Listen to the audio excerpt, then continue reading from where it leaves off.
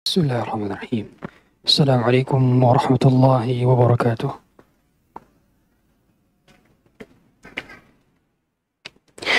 إن الحمد لله نحمده ونستعينه ونستغفره ونعوذ بالله من شرور أنفسنا ومن سيئات أعمالنا. من يهده الله فلا مضل له ومن يضلله فلا هادي له. أشهد أن لا إله إلا الله وحده لا شريك له وأشهد أن محمدا عبده ورسوله صفيه من خلقه وخليله أدى الأمانة وبلغ الرسالة ونصح للأمة وكشف الله به الغمة وجاهد في الله حق جهاده حتى أتاه اليقين وتركنا على محجة بيضاء ليلها كنهارها لا يزيغ عنها إلا هالك.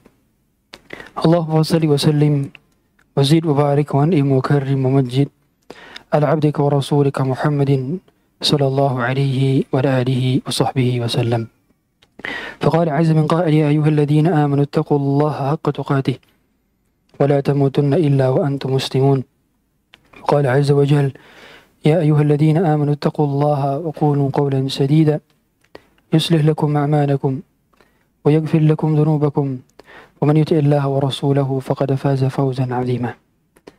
أما بعد فإن أصدق الحديث كتاب الله وخير الهدى هدى محمد صلى الله عليه وسلم وشر الأمور محدثاتها وكل محدثة في دين الله بدعة وكل بدعة ضلالة وكل ضلالة في النار. Hadirin hadirat rahmat Allah Subhanahu wa taala. Sebuah peperangan terjadi di tahun ke-6 Hijriah. Perang itu bernama Perang Muraisi' atau dikenal dengan Perang Bani Mustaliq. Di mana peperangan itu yang mengikut sertakan Rasulullah SAW bersama para sahabatnya. Dan saat itu beliau SAW membawa salah satu istri beliau, yaitu ibunda kita Aisyah radhiyallahu taala anha. Beliau membawa Aisyah dan beberapa istrinya yang lain juga bila diriwayatkan.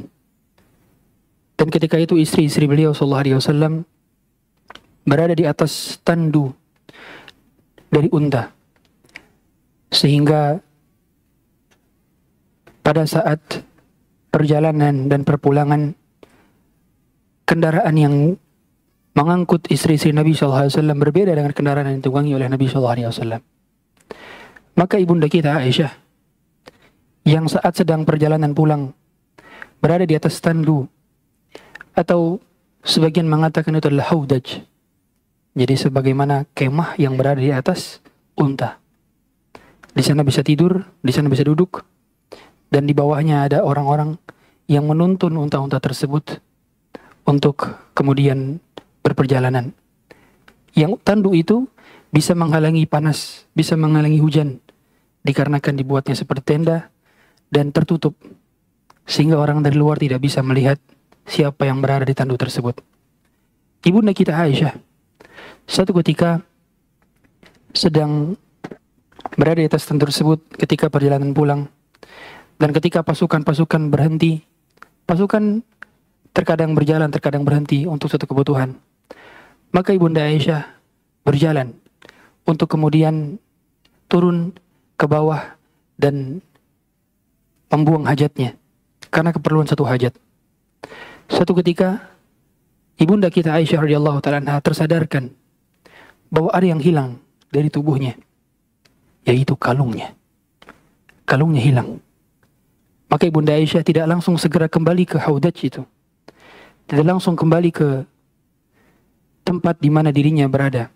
Ibunda kita menunggu terlebih dahulu dan mencari kalung yang hilang itu.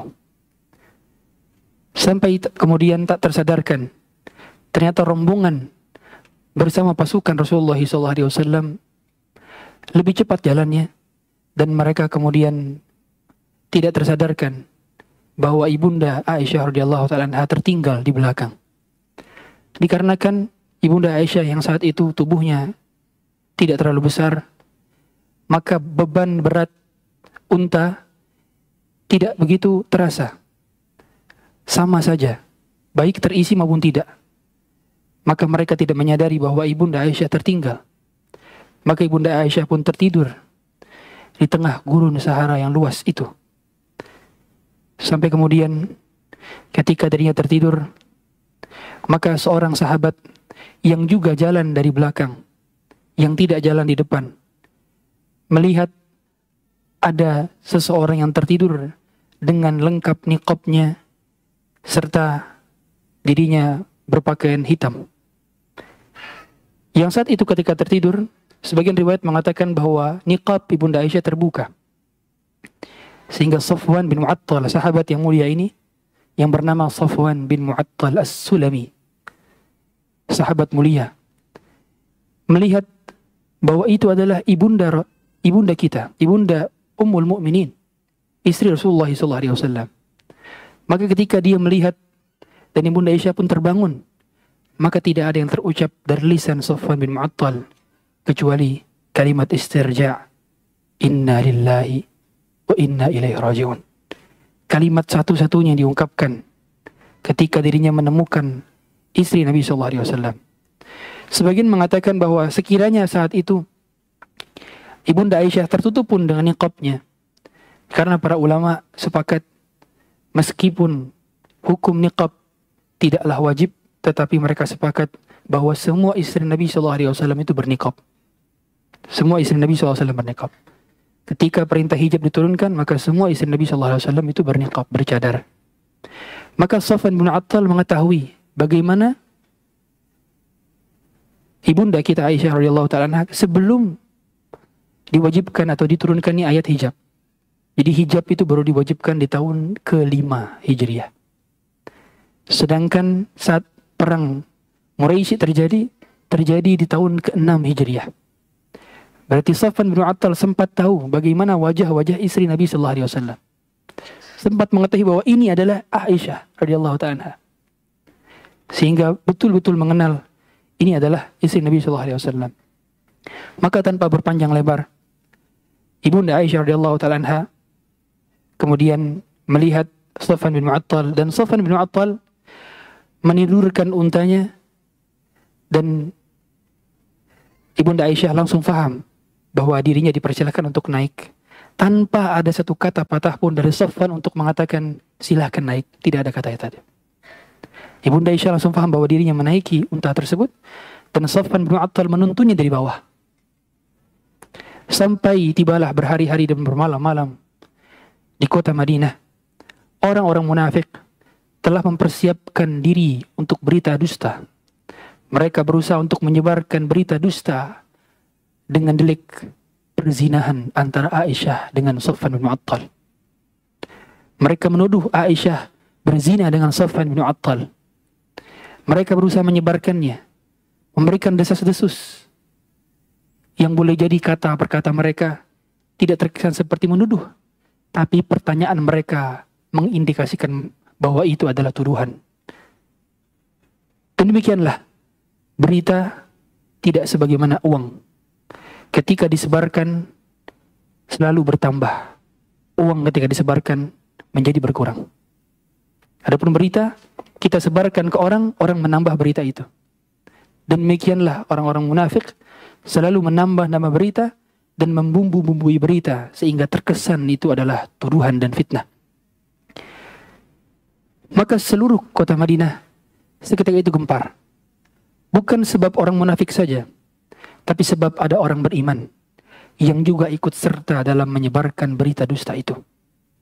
Dia adalah Mistah bin Uthathah, Hamnah bintu Jahshin, dan Hasan bin Thabit.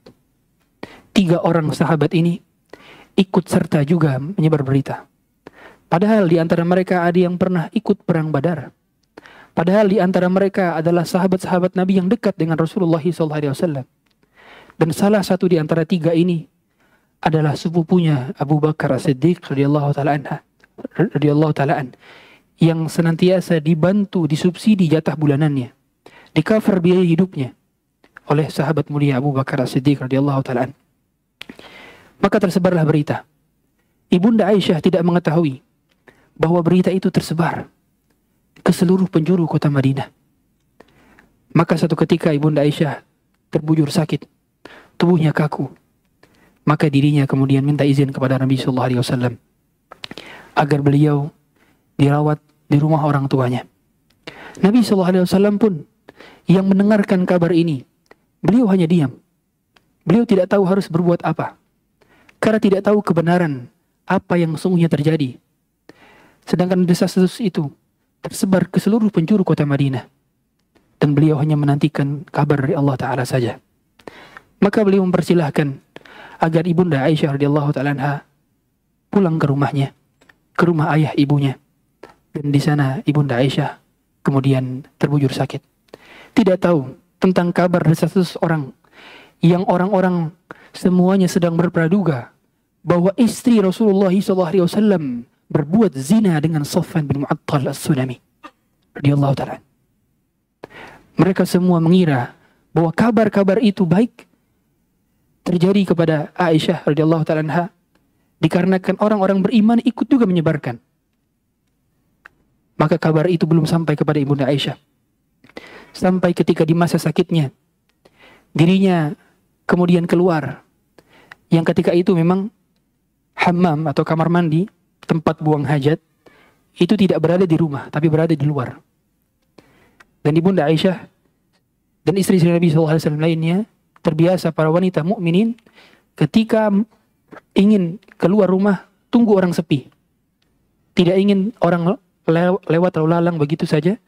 Mereka ingin mengambil waktu malam biasanya untuk pergi buang hajat. Ditemani oleh Ummu Mistah, ibunda dari Mistah bin Utsatsah, yang menyebarkan berita. Maka ketika Aisyah keluar rumah untuk kemudian menuju tempat kamar mandi, maka di perjalanan itu ibunda Mistah berkata kepada Aisyah, "Sungguh celaka Mistah tentang apa yang dia sangkakan terhadap engkau, wahai Aisyah. Apa gerangan, wahai Ummu Mistah, tentang putramu sendiri? Apa yang telah diperbuatnya sehingga engkau begitu geram kepadanya?" Maka Ummu Mistah mengatakan, "Tidakkah kau ketahui, wahai Aisyah, bahwa Mistah ikut menyebarkan berita tentang dirimu, bahwa dirimu berzina dengan Safwan bin Mu'attal As-Sulami?"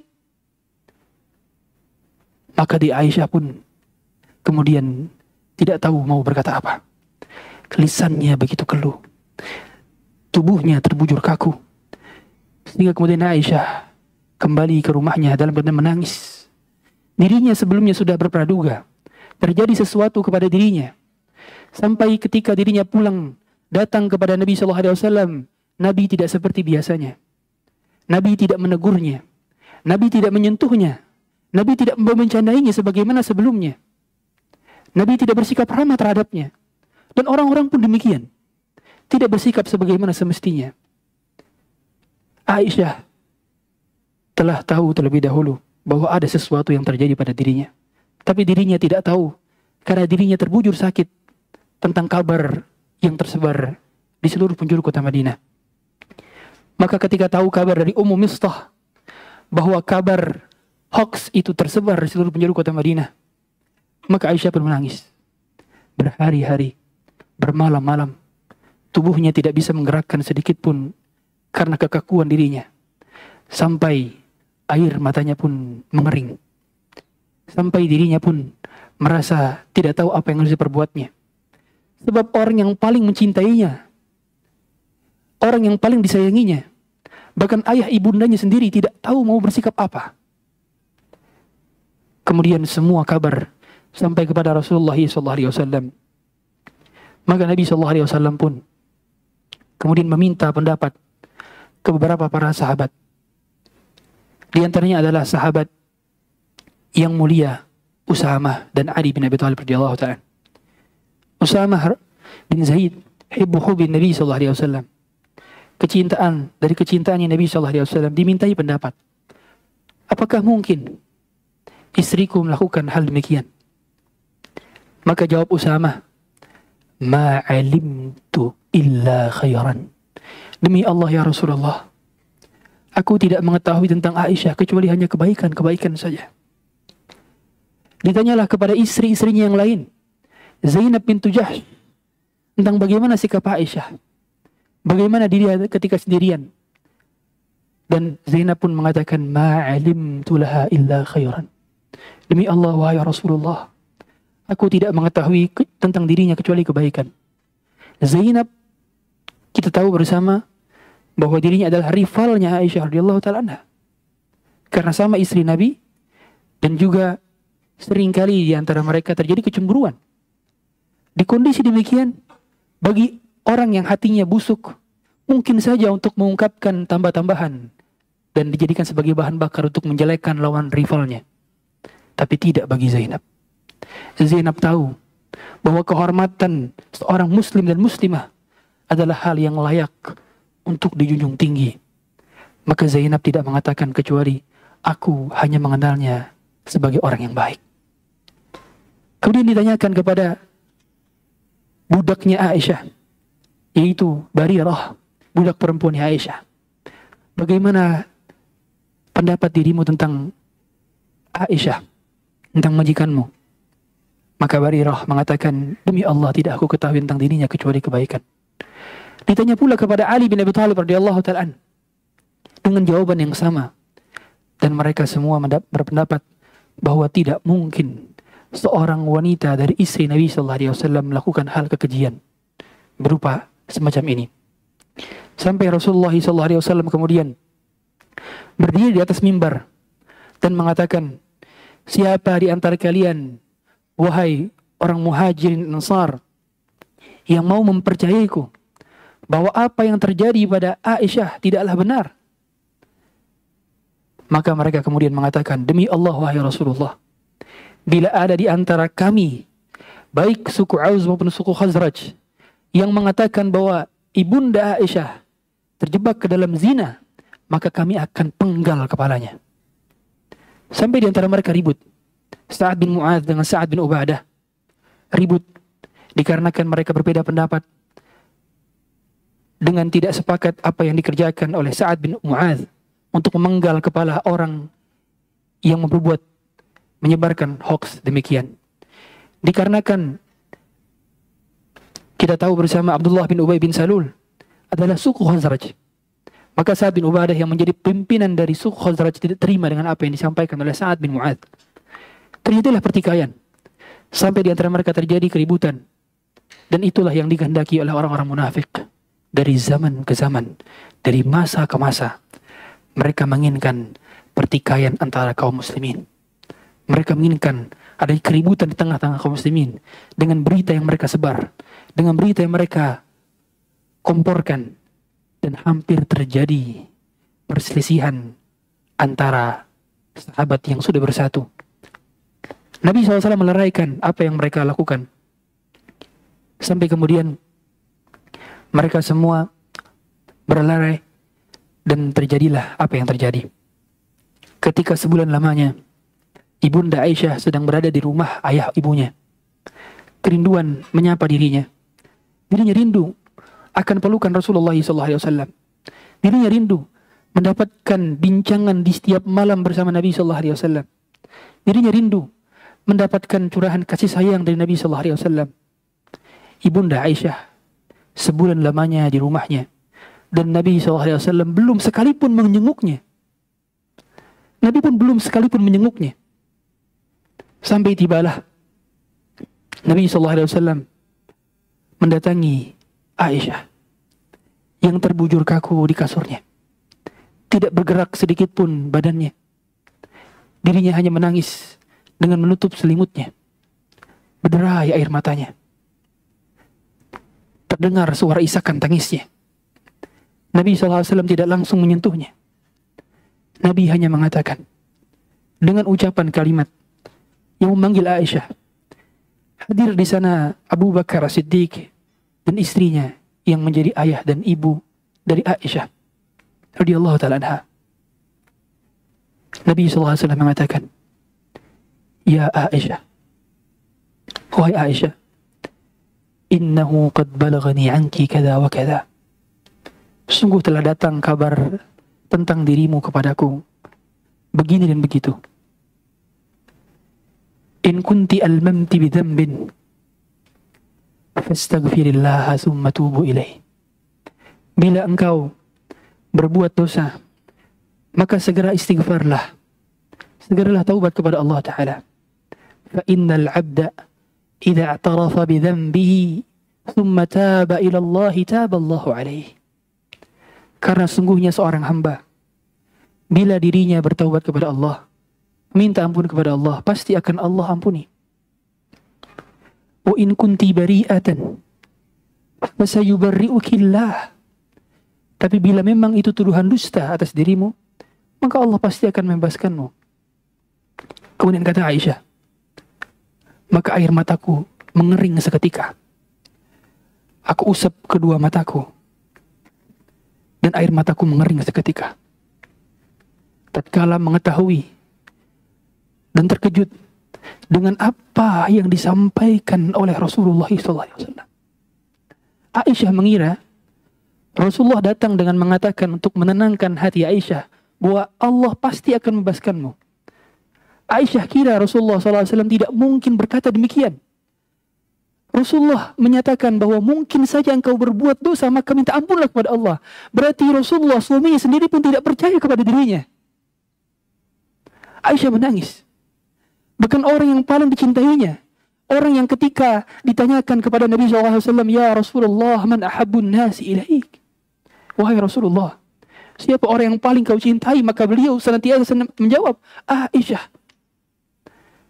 Yang beliau senantiasa turun wahyu kepadanya ketika satu selimut bersama Aisyah.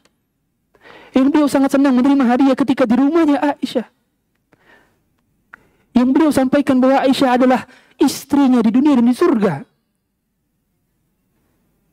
Puncak kesedihan adalah kesedihan tatkala orang yang paling kita cintai justru adalah orang yang tidak percaya kepada kita. Puncak yang paling menyedihkan adalah tatkala orang yang paling kita andalkan justru adalah orang yang justru meragukan kita. Aisyah sedih sebab Rasulullah SAW suaminya sendiri masih memberikan ihtimalat. Ada peluang, berarti apakah kau menyangka ada peluang bagiku untuk berbuat zina? Sehingga kau berkata demikian, wa in kunti almamtu dzambin.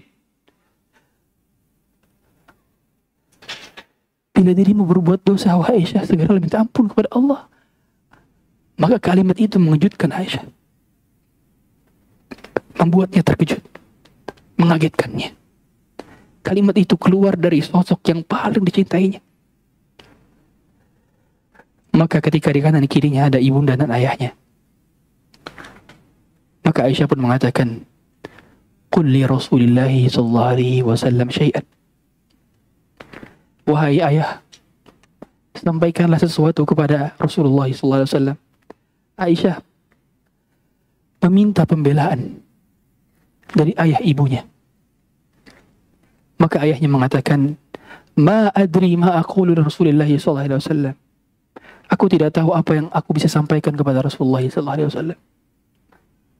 Kemudian Aisyah meminta ibunya menyampaikan sesuatu untuk membelanya, barangkali kalau ayahnya tidak berani membela dirinya di hadapan Rasulullah sallallahu alaihi wasallam.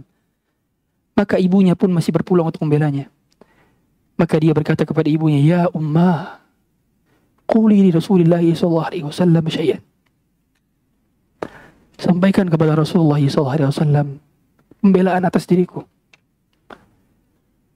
Maka kemudian ibunya pun mengatakan, Ma adri ma ujibu Rasulullah sallallahu alaihi wasallam. Demi Allah, aku tidak tahu apa yang aku sampaikan kepada Rasulullah sallallahu alaihi wasallam. Maka Aisyah pun kembali menangis. Dia kemudian menutup kepalanya. Kemudian semakin menangis. Menjadi-jadi. Terisakan suaranya terdengar dari luar. Di depannya ada suaminya. Di kanan kirinya ada ayah ibunya. Yang mereka semua tidak bisa membela Aisyah. Mereka semua tidak percaya akan disampaikan Aisyah. Mereka semua masih memiliki dua kemungkinan. Aisyah masih berpotensi untuk berbuat dosa ataupun tidak berbuat dosa. Kalau masih ada dua ihtimalat, masih ada chance yang mereka pikirkan potensi dari diri saya untuk berbuat zina, berarti mereka 100% tidak percaya kepada saya. Aisyah pun menangis. Aisyah pun bersedih. Dan kemudian ibunda Aisyah mengatakan kepada ayah ibunya, kepada Rasulullah SAW, Inni wallah, demi Allah, Laqad alimtu laqad sami'tum hadzal hadits.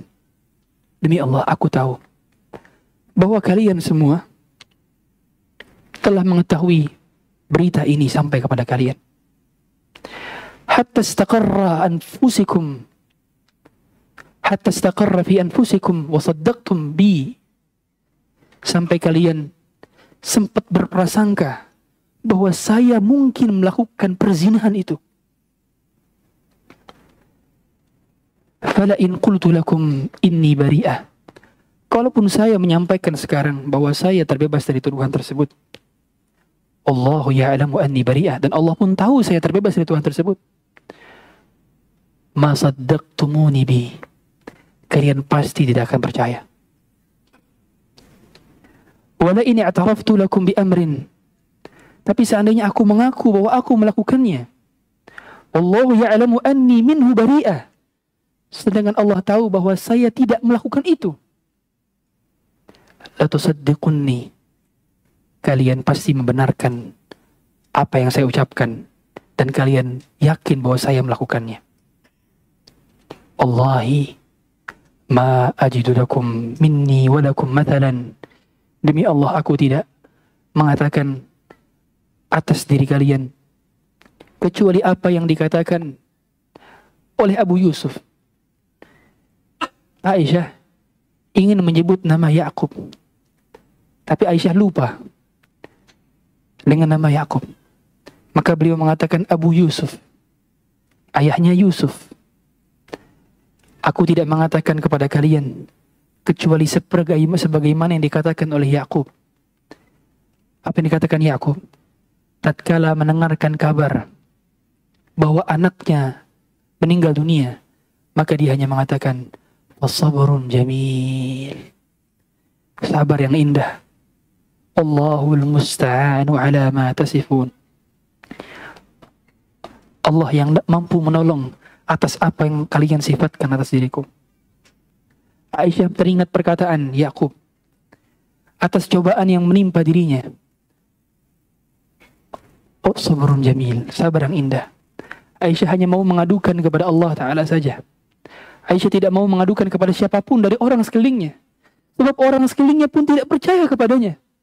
Bahkan orang yang paling dicintainya, ayah ibunya, tidak percaya kepadanya.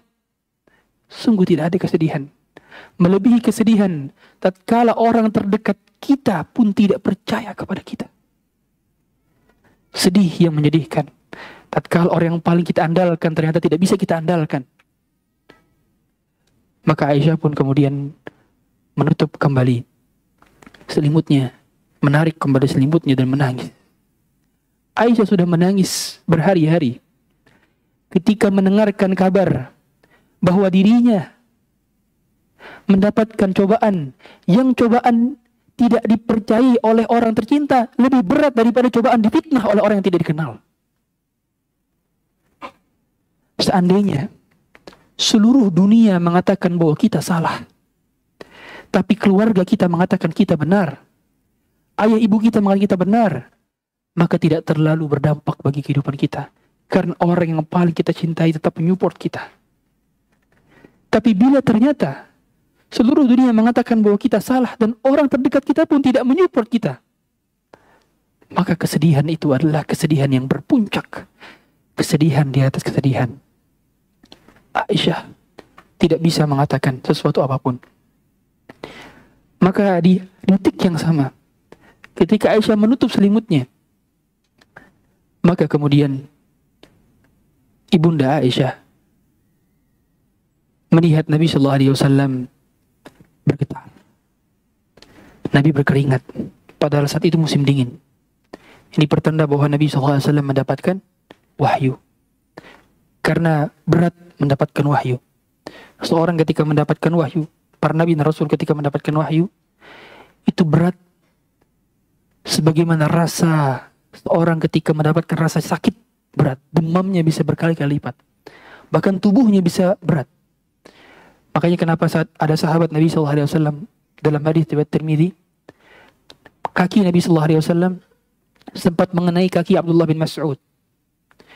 Ketika itu hadis atau ayat dari Allah turun kepada Nabi SAW.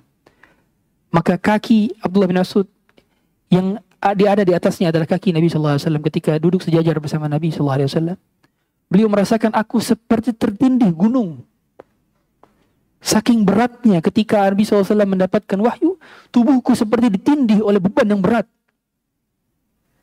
Itu orang yang merasakan selain Nabi SAW. Bagaimana Rasulullah SAW sendiri? Makanya Allah mengatakan, Inna sanulqi alaika qawlan thaqila. Sungguh kami akan menyampaikan kepada engkau berita yang berat. Sehingga Quran itu adalah berita yang berat, yang tidak mudah menerima wahyu. Dan beliau rasakan itu setiap kali ada ayat dan surat yang turun. Berapa kali? Ada 6.236 ayat. Ada 114 surat yang terbagi dalam 30 juz Al-Quran. Dan beliau merasakan setiap ayat turun kepada beliau, rasanya seperti beban yang bertambah. Kemudian turunlah ayat surah An-Nur ayat 11 hingga 20. Kemudian Nabi SAW menyampaikan kepada Aisyah, Ya Aisyah, qad bara'akillah, sungguhnya Allah membebaskanmu, wahai Aisyah. Sungguhnya kabar berita tentang pembebasan tuduhan dusta itu datang dari Allah, wahai Aisyah. Aisyah menyangka dan Aisyah berharap Rasulullah hanya dimimpikan saja tanpa turun wahyu. Sebab saat itu wahyu turun dengan berbagai macam metode. Dari mimpinya, terkadang dari Nabi SAW berjumpa dengan malaikat Jibril dalam rupa aslinya.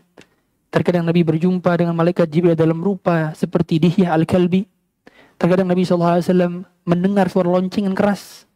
Berbagai macam wahyu, jenis wahyu. Ketika turun kepada Nabi SAW, Aisyah hanya berharap bahwa Rasulullah hanya diperlihatkan dalam mimpinya.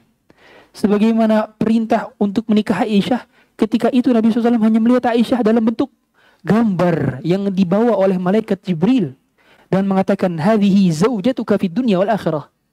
Ini adalah istrimu dunia dan akhirat. Hanya lihat dalam mimpi. Tidak ada Quran ayat turun menjelaskan tentang kamu menikah Aisyah. Tidak ada. Tapi sekarang justru turun ayat-ayat yang bukan satu ayat, bukan dua ayat, bukan 3 ayat, tapi 10 ayat. 11, 12, 13 sampai 20. 10 ayat yang menceritakan tentang dibelanya Aisyah. Maka kemudian ibunda dan ayah Aisyah, ini Abu Bakar dan istrinya Abu Bakar, mengatakan, qumi li Rasulillah sallallahu alaihi wasallam wahmadilah. Wahai Aisyah, bangunlah, peluklah Rasulullah sallallahu alaihi wasallam, sebab ayat itu telah turun, dan ucapkanlah pujian kepadanya.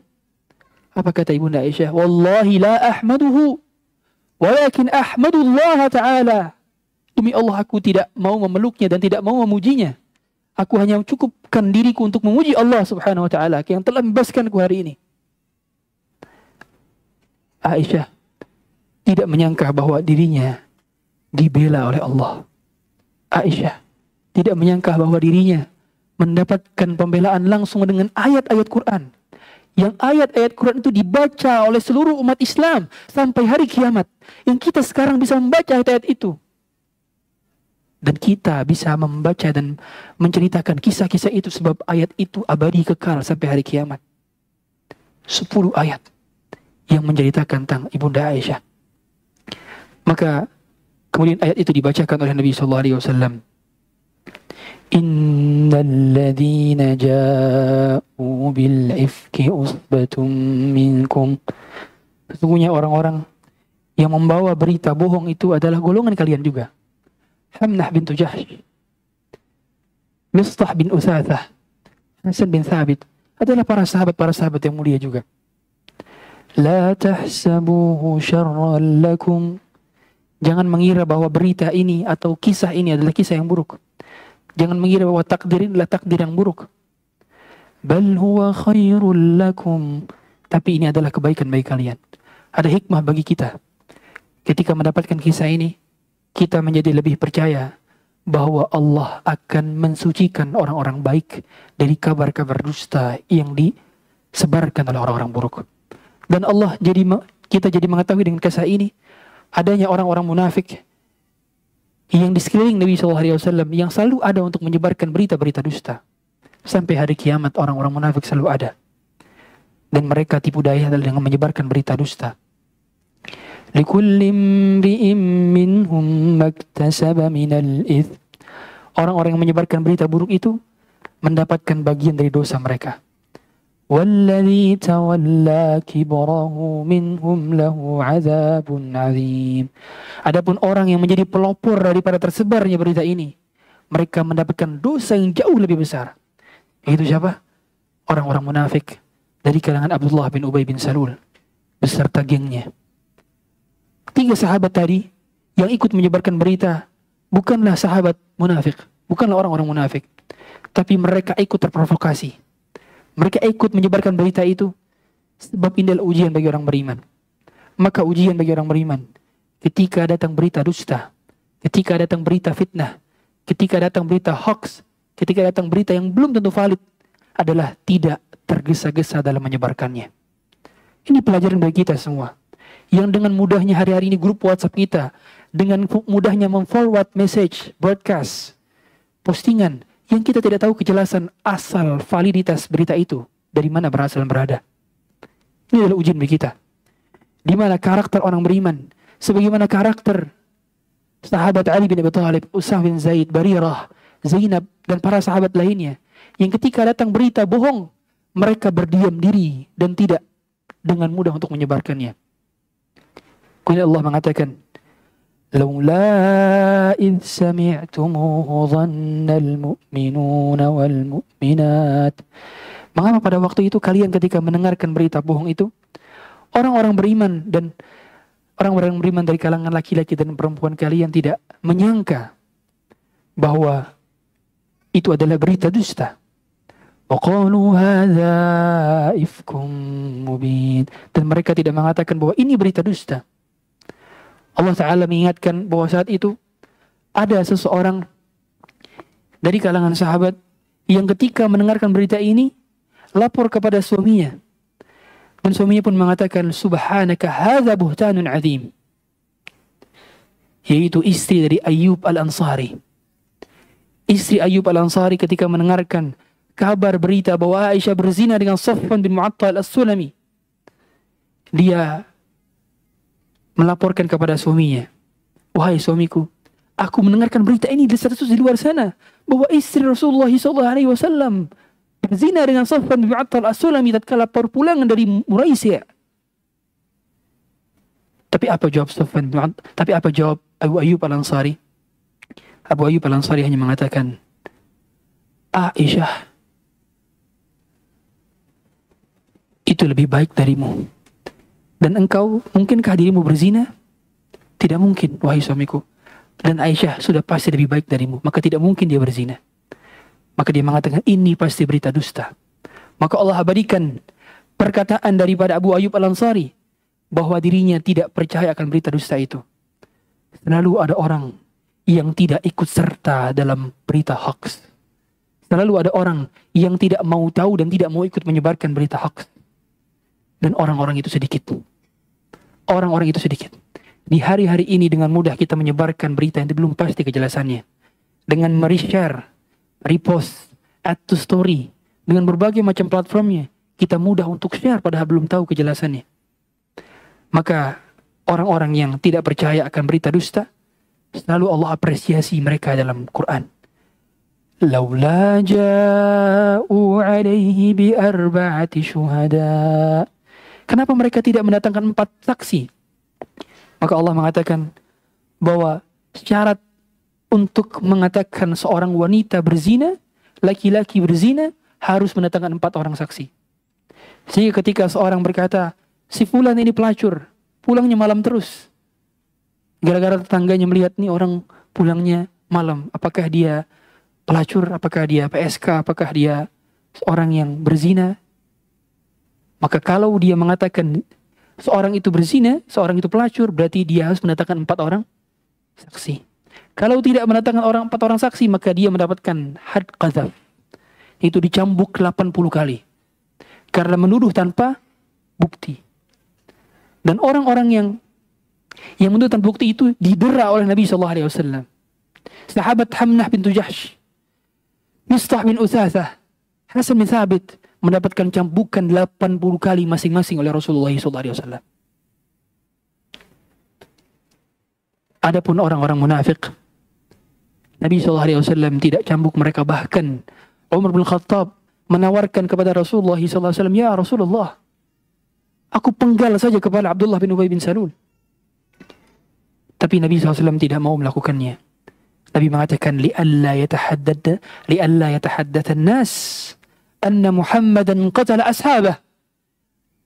Agar orang-orang tidak menyangka bahwa Muhammad membunuh kawan-kawannya sendiri. Nabi SAW berusaha untuk menjaga citra Islam.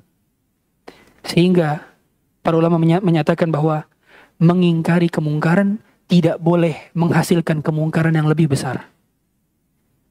Mengingkari kemungkaran, etikanya adalah dan caranya adalah agar jangan sampai kemungkaran yang lebih besar muncul dan tampak. Sehingga harus menjaga agar kemungkaran yang lebih besar tidak muncul. Maka Nabi pun tidak mencambuk orang-orang munafik dikarenakan mereka tidak terang-terangan menyebarkan berita itu. Mereka hanya membuat desas-desus. Inilah karakter orang munafik yang selalu menyebar desas-desus tanpa kelihatan mereka adalah frontlinernya. Tanpa kelihatan bahwa akunnya ada jelas akun itu. Mereka berusaha untuk DM1, DM2. Mereka berusaha untuk menyebarkan berita itu melalui jalur-jalur yang tidak terang-terangan. Kemudian Allah mengatakan, فَإِنْ لَمْ يَأْتُوا بِالشُّهَدَاءِ, kalau mereka tidak dapat mendatangkan 4 orang saksi, فَأُولَٰئِكَ عِنْدَ اللَّهِ هُمُ الْكَاذِبُونَ, maka di sisi Allah mereka adalah pendusta. وَلَوْلَا فَضْلُ اللَّهِ عَلَيْكُمْ وَرَحْمَتُهُ فِي الدُّنْيَا وَالْآخِرَةِ, kalaulah bukan karena keutamaan Allah di dunia dan di akhirat serta rahmatnya, lamassakum fima afadtum fihi adzabun azim, maka kalian akan ditimpa dengan azab yang besar karena berita dusta ini. Ini berita dusta untuk istri Rasulullah SAW yang akan kelak menjadi istrinya kelak kembali di surga. Ibunda orang-orang beriman, pihak yang paling dicintai oleh Nabi SAW. Berita dusta bukan kepada sembarang sahabat, tapi kepada sahabiat yang mulia, Aisyah radhiyallahu ta'ala anha. Bahkan Aisyah mendapatkan jatah giliran malam 2 kali dibandingkan istri-istrinya yang lain. Sebab Saudah menghibahkan jatah malamnya kepada Aisyah. Istimewanya Aisyah tidak tertandingi. Dia adalah putri dari As-Siddiq Abu Bakar. Beliau adalah istri Nabi SAW yang paling sering disebutkan namanya oleh Nabi SAW. Maka perkara berita dusta ketika menimpa dirinya tidak sama dengan berita kepada selain daripadanya. Maka Allah mengatakan, إِذْ تَلَقَّوْنَهُ بِأَلْسِنَتِكُمْ وَتَقُولُونَ بِأَفْوَاهِكُمْ مَا لَيْسَ لَكُمْ بِهِ عِلْمٌ وَتَحْسَبُونَهُ هَيِّنًا وَهُوَ عِنْدَ اللَّهِ عَظِيمٌ. Maka pada waktu ketika kalian menerima berita bohong itu dari mulut ke mulut, dari telinga ke telinga, maka ingat kaidahnya, berita ketika tersebar itu tidak seperti uang. Berita kalau sudah tersebar, dia akan bertambah beritanya. Sedangkan uang kalau tersebar akan berkurang. Benar atau tidak? Benar. Anda sebar duit, uangnya berkurang. Sebar berita, beritanya bertambah. Apalagi di sebuah daerah dan lingkungan yang sinyalnya lebih cepat daripada 5G. Kalau ada perkumpulan ibu-ibu di depannya, sudah dipastikan sinyalnya bisa jadi 10G, 2 kali lipat dari 5G. Karena berita itu cepat tersebar. Maka ini pelajaran bagi kita bersama, bahwa berita dusta itu kita kalau mendengarkan diam, tunggu valid dulu, tunggu kabar itu benar dan datang. Maka Allah kemudian mengatakan, dan kamu tidak tahu sedikit pun tentang apa yang terjadi, dan kamu menanggapinya dengan begitu ringan. Sebagian di antara kita ketika datang berita yang belum valid, mereka menganggap ini berita enteng disebarkan. Katanya begini ya. Infonya sebegitu. Katanya sebegini. Membungkus gibah dengan data, dengan kosakata, hanya ingin cari kebenaran, benar atau tidak. Padahal ghibah. Dan ghibah adalah membicarakan keburukan tentang saudara kita ketika saudara kita tidak tahu. Dzikruka akhaka bima yakrah. Sedangkan Nabi SAW mengatakan, in kana fi akhika ma taqul faqad iktabtah. Wa in kana fi akhika ghaira ma taqul laqad fatantah. Laqad bahattah. Kalau sesuatu itu ada pada diri saudaramu, maka itu adalah ghibah. Kalau ada pada saudara, kalau apa yang kamu sampaikan tidak ada pada saudaramu, maka itu adalah fitnah. Dan dua-duanya sama-sama dosa besar. Fitnah dan ghibah adalah dosa besar yang dimasukkan oleh Al-Hafidz Al-Imam Al-Zahabi dalam kitab Al-Kabair, Iqtiraf Az-Zawajir. Bukan berita ringan. Wa huwa indallahi azim. Maka ungkapan kita ketika ingin cari tahu tentang berita dusta, maka itu adalah ungkapan yang tidak sederhana. Itu adalah ungkapan besar di sisi Allah Ta'ala. Maka ketika ada berita kabar yang belum jelas, ya apalagi membicarakan tentang kehormatan orang, maka sampaikan kepada jiwa. Wahai jiwa, tahanlah lisan, tahanlah telinga. Sebab di hari kiamat ada satu kalimat yang dapat mendatangkan seorang bisa masuk ke dalam neraka 70 tahun kedalamannya. Sebagaimana kata Nabi SAW, wa innal kalimata, satu kalimat yang diucapkan oleh seseorang, la yulqi laha balan yahwi biha fi nari jahannam 70 kharifan. Satu kata yang diucapkan oleh seorang yang dia tidak menyangka bahwa itu adalah kalimat yang besar, kalimat yang penting. Dia mengucapkan kalimat itu hanya sekadar bercanda atau mengisi cuap-cuap basa-basi. Ternyata kalimat itu mampu menjadikan dia dimasukkan ke dalam jurang api neraka, kedalaman 70 tahun kedalaman sampai ke dalam keraknya. Besar. Maka Allah kemudian mengatakan, "Walaula idh sami'tumuhu qultum ma yakunu lana." Mengapa kalian tidak berkata pada waktu mendengar berita bohong itu? An natakallama bihadza, untuk mengatakan subhanaka hadza buhtanun azim, mengatakan bahwa ini berita dusta. Kenapa kan ketika pertama kali mendengarkannya tidak langsung mengatakan ini berita dusta? Maka Allah kemudian mengatakan, ya'idhukumullahu an ta'udu limithlihi abada. Dan Allah memperingatkan kalian agar jangan sampai berbuat seperti ini selama-lamanya. In kuntum mu'minin, kalau kalian orang-orang beriman. Kalau orang aku beriman, maka tidak mudah menyebarkan berita dusta. Kalau orang aku beriman, maka tidak senang dengan gosip. Kalau orang aku beriman, maka tidak senang dengan berita hot news. Tidak senang dengan kabar-kabar yang mencederai kehormatan seorang muslim dan muslimah. Saking pentingnya seorang muslimah terjaga kehormatannya, sampai Allah khususkan 10 ayat dalam awal-awal surah An-Nur untuk membebaskan kehormatan Aisyah. Saking pentingnya seorang wanita menjaga kehormatannya, sampai Allah bebaskan seorang wanita dari berita dusta itu yang dibaca ayat-ayat itu sampai hari kiamat. Maka berarti ada kehormatan wanita yang perlu dijaga. Adakah kita ketahui mengapa di Quran hanya ada satu nama yang disebutkan dari nama wanita? Siapa? Maryam. Tidak ada nama Khadijah, tidak ada nama Aisyah, tidak ada nama Hafsah, tidak ada nama Zainab, tidak ada nama Asiyah, bahkan tidak ada. Hanya ada Maryam. Apa faedah ini? Al-Imam Suyuti mengatakan dalam kitab Al-Itqan bahwa kebiasaan orang Arab itu sangat pencemburu. Sehingga ketika mereka menceritakan tentang istri mereka atau menceritakan tentang sosok istri mereka, mereka tidak menyebut nama istri mereka. Misalkan nama istri Anda adalah Fatimah. Ketika Anda menceritakan kepada saya, ya Ustaz, istri saya Fatimah begini. Mereka tidak akan mengatakan namanya persis Fatimah. Mereka akan mengatakan dengan kunyah.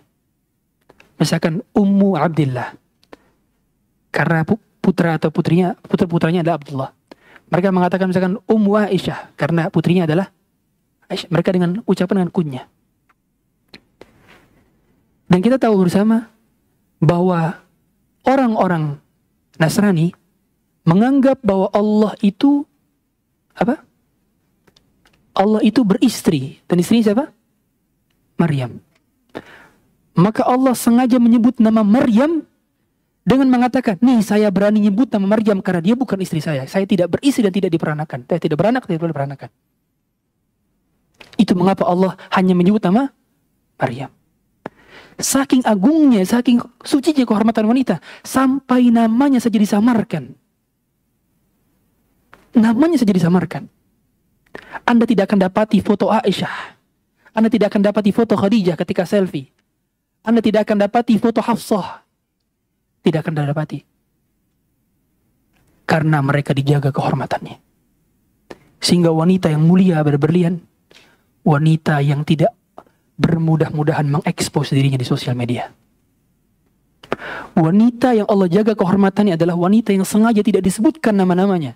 Dan Allah pun ketika menyebutkan nama Maryam, bukan dalam rangka menjatuhkan kehormatan Maryam, tapi sebagai argumentasi bahwa dia bukan istri saya karena saya tidak butuhkan istri, begitu. Bahwa Allah tidak butuh pasangan dan Allah tidak beranak dan tidak pula diperanakan. Maka Allah berani menyebut nama Maryam dan Allah tidak berani menyebut nama Khadijah. Allah sengaja tidak menyebut nama istri-istri Nabi SAW yang lain dalam Quran. Sebab Allah menjaga kehormatan mereka. Bahkan sampai dalam menyebut nama Asia saja Allah gunakan Imra'atu Fir'aun. Istrinya Fir'aun. Allah tidak menyebut nama Asia. Allah tidak menyebut nama istrinya Nabi Nuh. Allah sebut Imra'atu Nuh. Allah tidak menyebut nama Zulaikha yang terdapat di kisah Yusuf ketika dia menggoda. Padahal sudah terang-terangan itu adalah perbuatan dosa besar. Menggoda laki-laki dalam sebuah ruangan tertutup. Allah menyebut Imra'atul Aziz. Istri sang Aziz. Sampai dalam tahap penyebutan nama saja Allah jaga kehormatan wanita. Sehingga kehormatan wanita adalah kehormatan yang sangat agung. Wahai Anda wanita, jagalah kehormatan Anda. Karena kehormatan Anda adalah berlian dan permata. Jangan sampai ada seorang laki-laki pun yang menyentuh Anda dan anak perempuan Anda bila bukan dari seorang yang halal bagi Anda. Sebab Anda adalah mutiara, berlian dalam kedalaman lautan, yang tidak ada seorang pun yang boleh membuka cangkangnya dan menyentuh mutiaranya kecuali mereka adalah orang yang dihalalkan oleh Allah dengan akad pernikahan. Qabiltu nikahaha wa tazwijaha bimahrin madhkurah. Kemudian Allah mengatakan dalam ayat 19-nya, Innal ladzina yuhibbuna an tashi'al fahishatu fil ladzina amanu. Sungguh orang-orang yang ingin agar berita perbuatan yang amat keji itu tersebar di kalangan orang-orang beriman, bagi mereka azab yang pedih. Lahum azabun alimun fid dunya wal akhirah. Wallahu ya'lamu wa antum la ta'lamun. Allah Maha mengetahui sedangkan kalian tidak mengetahui. Dan Allah mengatakan, walaula fadullahi alaikum wa rahmatuhu wa anna allaha ra'ufur rahim.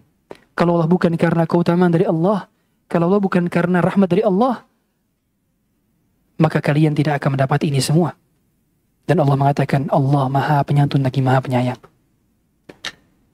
Kemudian Allah mengatakan, ya ayyuhalladzina amanu la tattabi'u khutuwati syaitan. Wahai orang-orang beriman, janganlah ikuti langkah-langkah syaitan.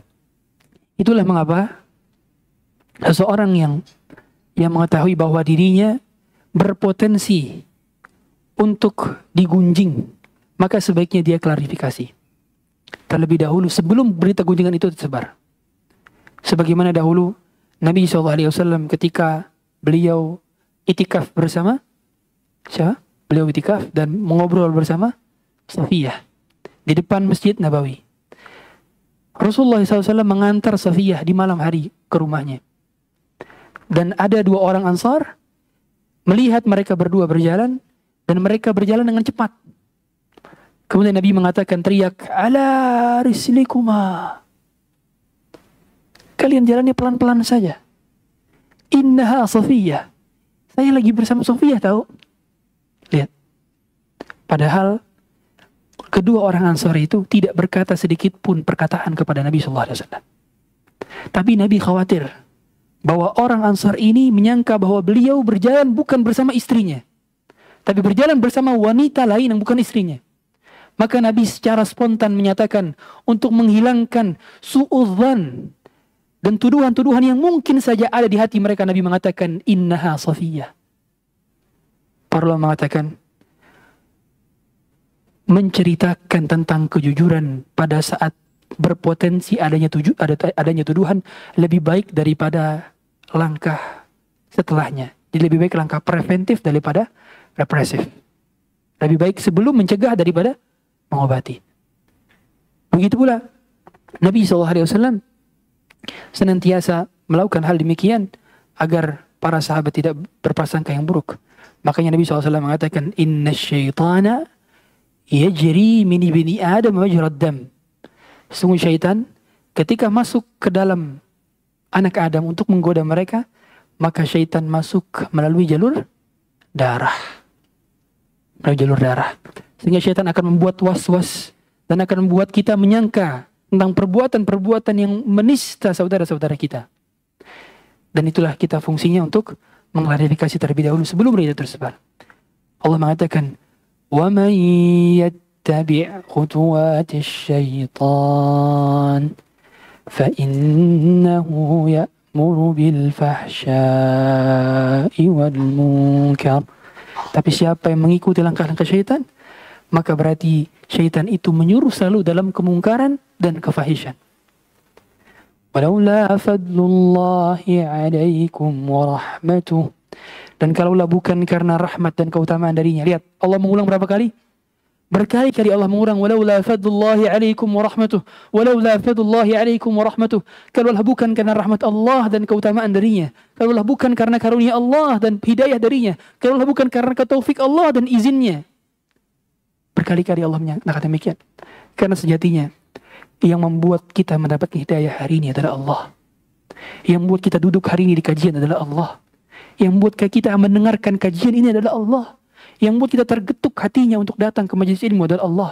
Bukan semata-mata karena kita tidak sengaja melihat flyernya. Bukan karena semata-mata kita tidak sengaja ditelepon oleh kawan kita ada kajian di sini. Tapi semata-mata karena Allah yang mengizinkan kita ke sini. Maka Allah mengatakan walaula fadlullahi alaikum wa rahmatuh.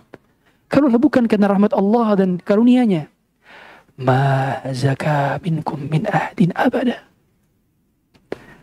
Tidak ada seorang pun yang menjadikan kita hari ini dapat disucikan namanya. Tidak ada seorang pun hari ini kita yang dapat bersih namanya. Sebab semua kita punya aib dan dosa. Sebab semua kita punya dosa yang tersembunyi tatkala kita sendirian. Kita semua punya dosa itu. Kalaulah bukan karena Allah yang mensucikan nama kita, kalaulah bukan karena Allah yang menutupi aib kita, semua orang tidak akan mau duduk bersama kita hari ini. Walaula fadlullahi alaikum wa rahmatuh. Kalaulah bukan karena Allah yang menutupi aib kita, niscaya tidak ada seorang pun yang mau duduk sebelahan dengan kita hari ini. Sebab Allah yang menutupi aib kita, yang begitu banyak. Yang kita lakukan dosa-dosa itu ketika sendirian. Yang ketika orang tidak ada seorang pun yang mengetahui kita melakukan dosa itu. Dari tontonannya, dari ucapannya, dari perbuatannya. Yang seorang tidak ada yang pun melihat kecuali kita dengan Allah saja. Dan Allah tutup aib-aib kita. Maka Allah mengatakan, sebagaimana Allah mensucikan nama Aisyah, Allah pun mensucikan nama-nama kalian, wahai orang-orang beriman, dari orang-orang yang tidak melihat dosa-dosa kalian. Tidak seorang pun yang lihat dosa kita hari ini. Hanya kita dengan Allah saja. Maka Allah mengatakan dalam surah Al-Qiyamah, balil insanu ala nafsihi basirah. Maka manusia sungguh tahu tentang apa yang dia kerjakan sendiri. Sebaik-baik orang memandang kita, tetaplah diri kita yang lebih tahu tentang kita sendiri. Sebaik-baik orang berkomentar tentang diri kita, tetaplah kita yang paling tahu tentang dosa dan aib kita sendiri. Sebaik-baik orang menganggap kita orang saleh dan salehah, kita sering ke kajian, Allah yang lebih tahu tentang dosa-dosa kita. dan apa yang tersembunyi di balik penampilan-penampilan kita yang agamis. Allah yang mengetahui. Allah mengatakan, ma zaka minkum min ahadin abada. Kalaulah bukan karena rahmat dan keutamaan dari Allah, niscaya semua orang bisa Allah bongkar aibnya. Bisa. Walakin, kata Allah Ta'ala, walakin Allah yuzakki man yasha. Tetapi Allah mensucikan sebagian dari hambanya sesuai dengan yang dia kehendaki. Allahu sami'un alim. Dan Allah maha pendengar lagi maha mengetahui.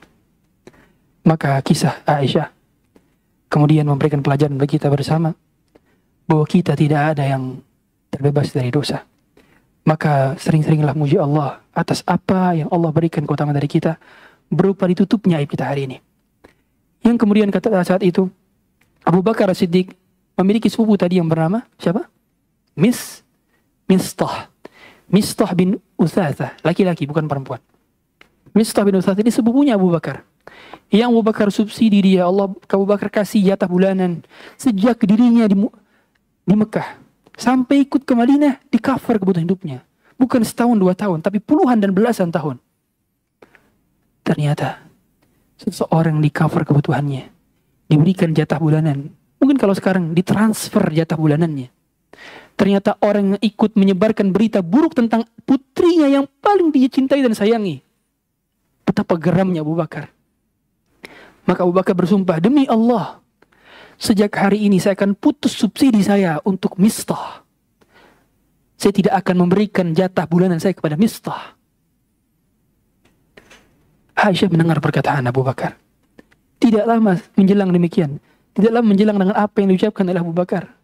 Turunlah ayat kepada Nabi SAW. Ayat itu turun tepat di ayat ke-22 dari surah An-Nur ini.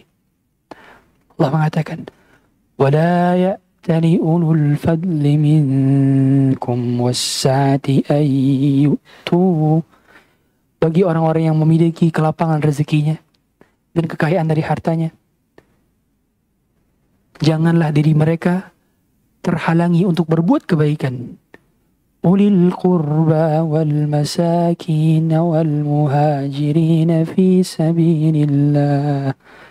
Untuk memberikan bantuan kepada kerabat mereka, kepada orang-orang yang membutuhkan dari kalangan fakir miskin dan orang-orang muhajir.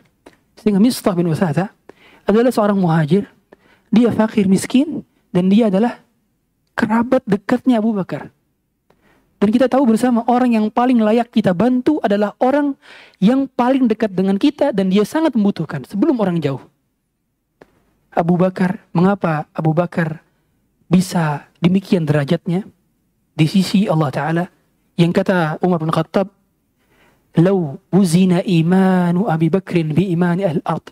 Seandainya iman Abu Bakar ditimbang dengan iman seluruh umat Rasulullah SAW, timbangan Abu Bakar di satu timbangan dan timbangan umatnya Rasulullah SAW di satu timbangan, la rajaha bihim, maka akan lebih berat timbangannya Abu Bakar. Mengapa? Karena Abu Bakar cerdas dalam beramal. Beliau tidak meninggalkan yang lebih tidak meninggalkan yang tidak utama. Beliau selalu beramal dengan yang paling utama. Maka beliau berinfak untuk kerabatnya terlebih dahulu sebelum jauh ke orang-orang. Maka lihatlah Allah tegur langsung apa yang dilakukan Abu Bakar. Untuk jangan menghentikan subsidinya, jangan menghentikan bantuannya, jangan menghentikan transferannya, jangan menghentikan uangnya yang dia berikan kepada Mistah. Kemudian Allah mengatakan, "Walyafu walyasfahu." Maka berilah maaf dan lapangkanlah dada kalian. Ala tuhibbuna an yaghfirallahu lakum? Bukankah kalian senang juga kalau Allah maafkan kalian? Maka Abu Bakar mengatakan, "Arju an yaghfirallahu li." Aku berharap aku mendapatkan ampunan dari Allah saja. Sebagaimana aku maafkan, maka aku ingin dimaafkan pula oleh Allah. Maka kita adalah sebagaimana kita berbuat. Kama tadinu tudan. Sebagaimana kita berbuat, seperti itu kita diperlakukan. Kalau hari ini kita maafkan orang, maka Allah pun akan memaafkan dosa-dosa kita. Bukankah kita senang ketika kita dimaafkan oleh Allah? Maka mengapa kita tidak senang ketika orang dimaafkan oleh kita? Maka Abu Bakar pun memaafkan Mistah dan tetap memberikan subsidi. Maka itulah yang menjadikan Abu Bakar mendapatkan pujian daripada Allah Ta'ala. Sebab Abu Bakar setiap datang teguran dari Allah, langsung dirinya melakukan dan memperbaiki dirinya. Orang beriman senang bila dinasehati. Orang beriman senang bila Allah yang menegurnya. Orang beriman senang ketika ditegur oleh orang beriman lainnya. Dan orang beriman berlapang dada ketika ditegur dan memperbaiki apa yang bisa diperbaiki. Itulah kisah singkat dari tema ketika Allah membelamu. Ketika Allah membelamu, ini adalah bukan kisah Aisyah saja. Ini adalah kisah kita. Allah yang sering kali membela kita. Tatkala tidak ada seorang pun yang membela kita, maka ada Allah yang membela orang beriman. Sebab ending cerita orang baik akan selalu baik-baik saja. Allah Ta'ala alam.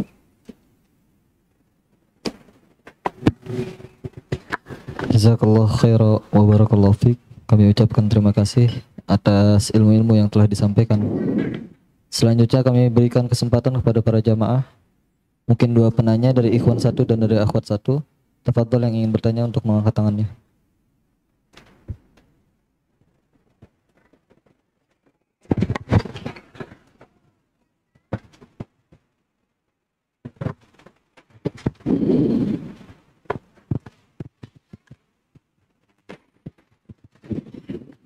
Bismillahirrahmanirrahim. Assalamualaikum warahmatullahi wabarakatuh. Wassalamualaikum warahmatullahi wabarakatuh. Ustadz izin nanya tadi Ustadz sempat disebutkan nama ibunda kita, salah satu istri Rasulullah SAW, yaitu Zainab.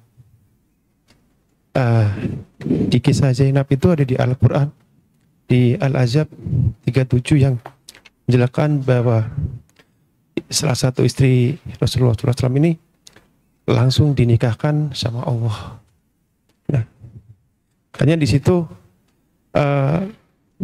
kecemburuan antara ibunda Aisyah dengan ibunda Zainab ini jelas di situ. Karena ibunda Zainab mengatakan bahwa saya lebih utama karena saya dinikahkan langsung dari wahyu yang Allah turunkan. Sedangkan ibunda Aisyah mengatakan, oh tidak, saya lebih mulia karena di sini kisah ini kan jadi tidak sembarangan fitnah itu menyebar gitu Ustaz. Yang jelas tadi yang di An-Nur ayat 11 sampai ke 20 tadi bisa sedikit dijelaskan masalah tadi yang antara ibunda Zainab sama ibunda Aisyah radhiyallahu anha. Demikian Ustaz. Assalamualaikum warahmatullahi wabarakatuh. Waalaikumsalam warahmatullahi wabarakatuh. Barakallahu fiik. Yang pertama, di antara kekhususan dari Nabi SAW yang tidak dimiliki oleh orang-orang beriman lainnya adalah Nabi bisa menikah tanpa wali. Bahkan bila ada seorang wanita yang menghibahkan dirinya kepada Nabi, Nabi boleh menikahkannya. Ini adalah kekhususan dari Nabi SAW. Jadi tidak semua yang dikerjakan oleh Nabi SAW bisa dikerjakan oleh orang beriman. Seperti Nabi punya istri lebih dari 4. Laki-laki batasnya hanya 4. Nabi berpuasa wisal namanya. Puasa yang 2 hari sekali baru buka. Bukan puasa Daud sehari buka, sehari puasa. Beliau enggak, puasa 2 hari sekali buka. Beliau wajib sholat malam. Kalau kita sholat malam, sunnah. Ada kekhususan bagi beliau sallallahu alaihi wasallam. Yang memang itu adalah beban berat yang dimiliki oleh Nabi sallallahu alaihi wasallam. Tentu Allah berikan hikmah di balik itu semua. Sebenarnya Allah mengatakan wa imra'atan mu'minatan in wahabat nafsaha lin-nabiyyi in arada an-nabiyyu an yastankihaha khalisatan laka min dunil mu'minin. Bila ada wanita yang menghibahkan dirinya kepadamu, kau boleh menikahinya, ini khusus bagimu, selain orang beriman tidak boleh. Selain engkau tidak boleh. Dan kita tahu bersama bahwa istri-istri Nabi SAW, mereka berlomba-lomba untuk mendapatkan keridhaan dari Nabi SAW. Mereka berlomba-lomba untuk tampil terbaik kepada Nabi SAW. Maka di antara kebiasaan mereka biasa untuk menceritakan tentang apa yang mereka unggulkan dibanding wanita lainnya. Sebagaimana Aisyah yang mengatakan, aku lebih utama dibandingkan kalian karena Nabi menikahkanku bermimpi, dalam mimpinya 2 kali didatangi oleh malaikat Jibril, didatangkan gambarku dan beliau mengatakan bahwa aku adalah istri yang terbaik surga dan di dunia. Kemudian ada lagi yang mengatakan, oh saya lebih utama dibanding kalian, sebagaimana Zainab mengatakan, kalau kalian dinikahkan oleh ayah kalian, adapun aku dinikahkan oleh Allah dari langit ke-7. Jadi saling tunggu, tentu tujuannya bukan ujub ya. Tujuannya adalah untuk berlomba-lomba menceritakan faedah keutamaan agar semangat dalam beramal soleh, kira-kira gitu. Dan ini tidak masalah. Kita memotivasi orang untuk beramal dengan menceritakan amal sendiri dengan asal niatnya dijaga gitu ya. Sebagaimana istri Nabi. Dan kita tidak mengatakan ini ria, ini ujub, enggak. Kita enggak mengatakan demikian. Karena ini istri Nabi SAW yang mulia tentunya. Tapi yang jelas pada saat itu, di mana kita tahu bersama bahwa piring di rumahnya Ibunda Aisyah pernah pecah. Kenapa peristiwa pecah piring terjadi? Saat itu Zainab bintu Jahsh mengutus pembantunya untuk mengirimkan makanan dari rumahnya ke rumahnya Aisyah, yang karena saat itu Aisyah sedang ada Nabi SAW di rumahnya. Maka Aisyah yang lagi pengen jamu tamu ngelihat, wah ada piring istri yang lain ini. Aisyah pun cemburu dan akhirnya melemparkan piring dan akhirnya pecah. Perbuatan Aisyah radhiyallahu ta'ala anha ini, Ummul Mukminin, adalah perbuatan kecemburuan wanita yang dilumrahkan oleh para ulama. Tapi bukan berarti saya nyuruh ibu-ibu untuk pecahin piring semua ya sekarang ya. Enggak. Saya enggak nyuruh Anda untuk pecahin piring. Nanti saya nambah bapak-bapaknya nih. Kalau cemburu, peteng. Enggak. Kita hanya menceritakan tentang bagaimana respon Nabi. Karena perbuatan para sahabat secara individu tidak menjadi dalil, paham? Perbuatan para sahabat secara individu tidak menjadi dalil. Perbuatan sahabat secara kolektif baru dalil. Jadi konsensusnya sahabat adalah dalil. Tapi perbuatan sahabat perorangan bukan dalil. Sehingga kalau Aisyah pecahin piring, oh Ustaz berarti kalau suami saya cemburu sama suami saya, boleh dong pecahin piring Ustaz. Enggak. Perbuatan Aisyah bukan dah. Karena individu. Kalau kolektif baru dalil. Makanya ijma'us sahabat adalah dalil. Ijma'nya sahabat adalah dalil gitu ya. Dan perbuatan hal demikian ketika Ibunda Zainab ditanya oleh Nabi SAW, bagaimana pendapatmu tentang Aisyah? Ini rivalitasnya nih. Rivalnya bener gak? Rival gak? Ibunda Zainab mampu saja menjelek-jelekan Aisyah untuk momen saat itu di mana dirinya diberi kesempatan untuk memberikan testimoni kepada rivalnya. Bisa untuk menjelek-jelekan, punya kesempatan. Tapi dia tidak menggunakan itu. Wanita mulia memiliki cahaya tanpa meredupkan cahaya orang lain. Wanita mulia menyalakan cahayanya tanpa meniup untuk meredupkan cahaya orang lain. Wanita mulia tidak ingin bersinar sendirian. Wanita mulia tahu bahwa kemuliaannya datang dari Allah, bukan semata-mata dengan dia menghinakan dan menjelekkan orang lain. Jadi karakter orang beriman tidak mau menang dengan cara meredupkan orang. Karakter orang beriman ingin semua cahaya bersinar. Meskipun kadar sinar ada yang besar, ada yang kecil. Dan momen Zainab hanya mengatakan, ma alimtu laha illa khairan. Aku tidak kenal Aisyah kecuali dia adalah orang baik-baik saja.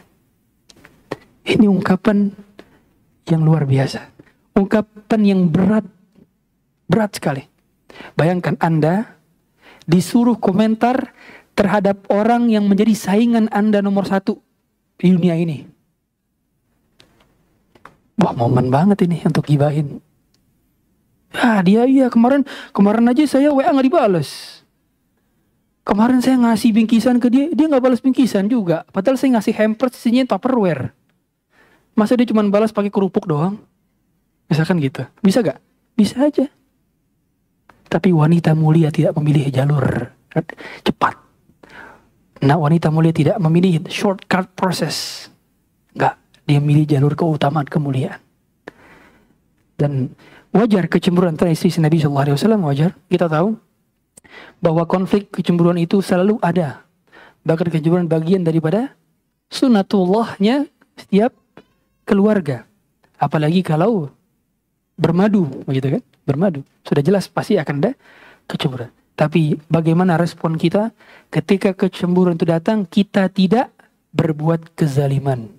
Jaga agar tidak berbuat kezaliman. Mungkin itu tambahan kisahnya. Allahu a'lam. Tafadhol untuk akhwat dulu, Pak. Untuk akhwat tolong bantu mic-nya dioper ke belakang.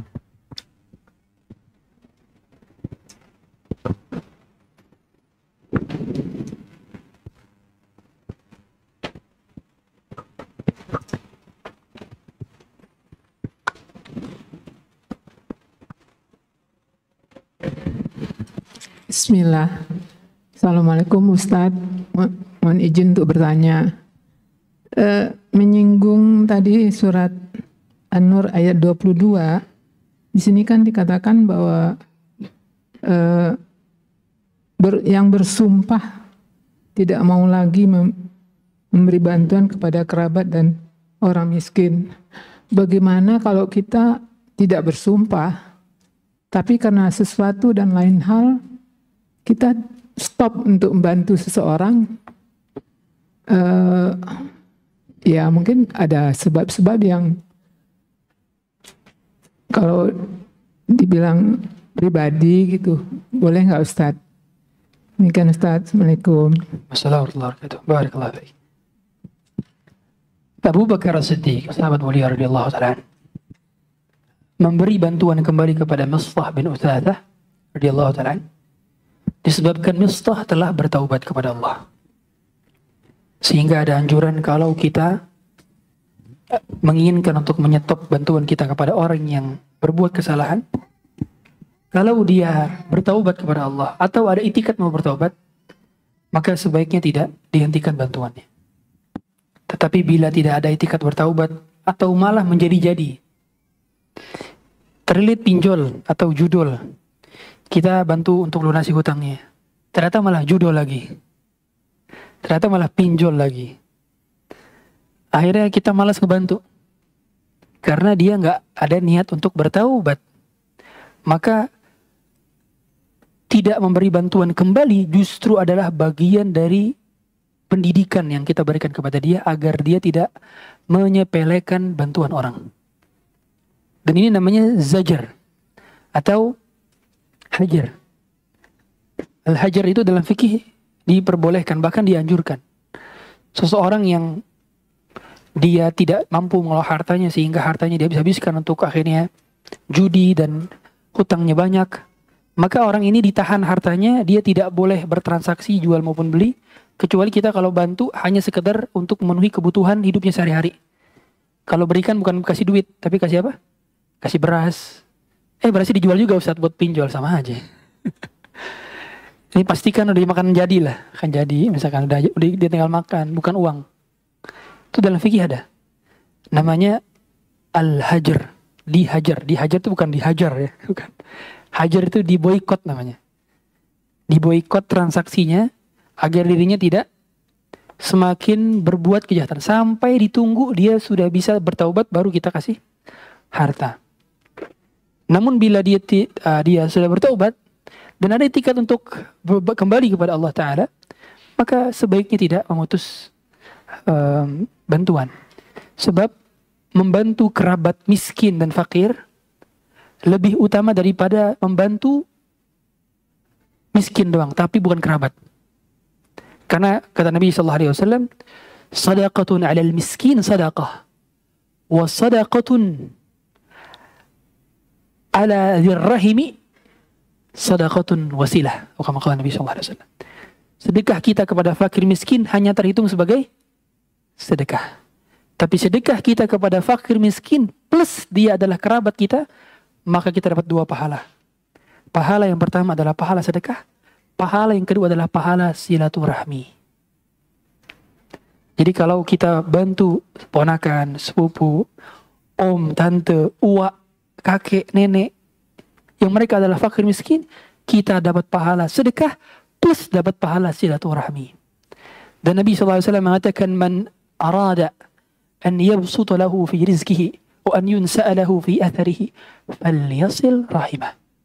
Siapa yang ingin rezekinya dilapangkan, umurnya dipajangkan, maka hendaknya dia bersilaturahmi. Sehingga orang yang menjalani sedekah untuk pamannya, bibinya, ponakannya, sepupunya, maka dia berpotensi dilapangkan rezekinya dan dipanjangkan umurnya. Itu keutamaan sedekah kepada kerabat. Tapi usahakan kerabat-kerabatnya pun pilih-pilih. Jangan sampai kerabat yang masih minum khamr, atau kerabat yang masih merokok misalnya, kerabat yang masih judol, pinjol. Jelas digunakan untuk beli rokok. Digunakan untuk judol. Akhirnya kegunaannya sedikit. Maka kalau ada kerabat kita, dia santri misalkan, nah lebih utama tuh untuk kita bantu. Dapat pahala apa? Pertama, sedekah. Yang kedua, dapat bantu dia menuntut ilmu, yang kalau dia gunakan bantuan itu untuk menuntut ilmu, kita dapat jariah kalau dia ngajar nanti menjadi majelis ilmu. Yang ketiga, dapat pahala apa? Silaturahmi, karena dia ponakan kita. Nah, kita cari kanan kiri kita, siapa kerabat yang butuh, prioritaskan dulu, baru yang lain. Demikian, wallahu a'lam.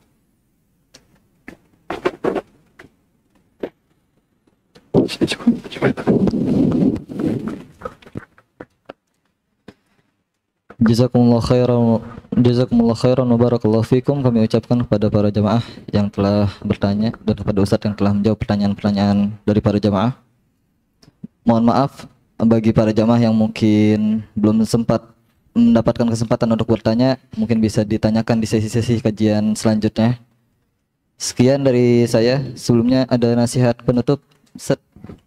Ya, untuk to wrap up, untuk menutup pada kesempatan kali ini, semua pelajaran kisah ini bukan hanya cerita tentang Aisyah, ini bukan hanya tentang cerita tentang Abu Bakar, Rasulullah SAW, Mistah bin Uthathah, Hamnah bin Jahsh, dan para sahabat lain. Ini adalah cerita tentang kita. Maka berusaha untuk ambil pelajaran dari kisah yang kami sampaikan tadi. Semoga ilmu ini dapat menjadi ilmu yang bermanfaat. Semoga kita bisa menjaga lisan kita dari berita-berita yang tidak diketahui kebenarannya, validitasnya, dan kita semoga Allah jaga dari berita buruk, dan Allah senantiasa menutupi aib-aib kita semua. Allahumma astur auratana, Allahumma astur auratana, Allahumma astur auratana. Demikian kita kami sampaikan, tutup dengan doa kafaratul majlis. Subhanakallahumma wa bihamdika, asyhadu an la ilaha illa anta, astaghfiruka wa atubu ilaik. Sallallahu alaihi Muhammadin wa ala alihi wa sahbihi wasallam. Assalamualaikum warahmatullahi wabarakatuh.